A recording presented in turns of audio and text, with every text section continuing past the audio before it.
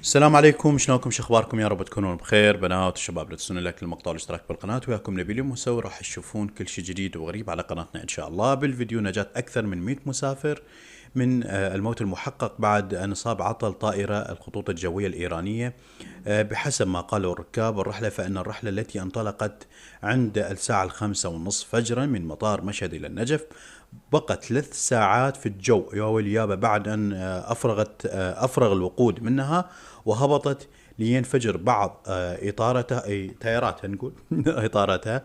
وعند محاولة إخلاء الطائرة من الركاب لم يفتح بعض الأبواب، وما زال الركاب محتجزون في مطار مشهد لهذه اللحظة. يا رب دخيلك همزين، ربك ما ميتين. طيارة ظالة بالسماء 3 ساعات وهي ما بيها بنزين، ومن نزلت طقن تايراتها، ومن طقن تايراتها رادوا يفتحون البيبان حتى ينزلون الركاب، ما فتحت البيبان. وحسب ما قالوا لحد هسه موجودين داخل الطائرة، بس هي الطائرة واقفة يعني. خلينا نشوف هذا المقطع القصير اني وانتم.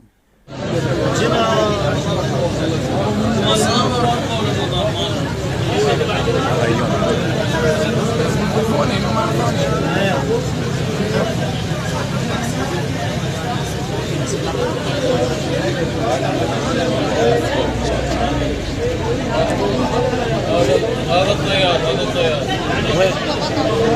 هذا الطيار. زين ولا زين؟ وش طيار حجك؟ وش طيار؟ والله زين ولا زين؟ هو بعضهم لأول مرة؟ ها؟ شلون؟ هو بعضهم ما شفت شلون طلع؟ بس انا اصور صورت شلون؟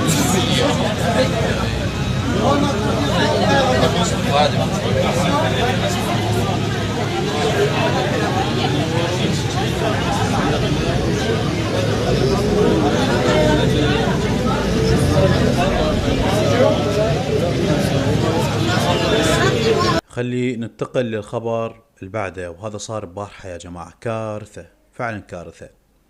وفاة أكثر من 12 زائر للإمام الحسين عليه السلام. شوفوا، وفاة 12 من زوار الإمام الحسين عليه السلام، وعدد من الجرحى في حادث مروري مروع على طريق الصريح في محافظة بابل، قادمين من قضاء بلد في محافظة صلاح الدين لزيارة مدينة كربلاء المقدسة. يا جماعة 12 شخص توفى من زوار الإمام الحسين عليه السلام. هاي صورة الحادث تجي شوفوها هسه قدامكم. لا إله إلا الله. لهنا وصلنا لنهاية الخبر. اعطوني رأيكم بالتعليقات.